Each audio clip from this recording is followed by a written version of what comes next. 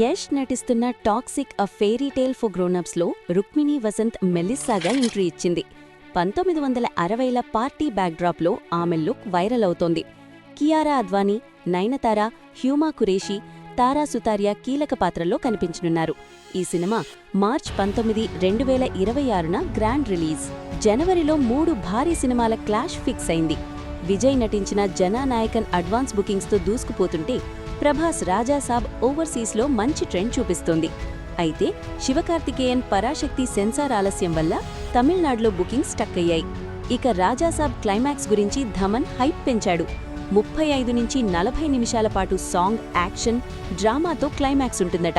రామ్ చరణ్ పెడ్డి సినిమాలో క్లైమాక్స్లో కాళ్లు కోల్పోయిన అథ్లెటిక్స్ ఛాంపియన్ అవుతాడన్న రూమర్ షాకిస్తోంది. చివరగా తలైవర్ 173కి సిబి చక్రవర్తి దర్శకుడిగా ఖరారైంది. నానికి చెప్పిన కథని ఇప్పుడు రజనీకాంత్తో తెరకెక్కించనున్నారట. ఇలాంటి లేటెస్ట్ సినిమా అప్డేట్స్ కోసం మన సినిమా గాసిప్కి సబ్స్క్రైబ్ చేయండి.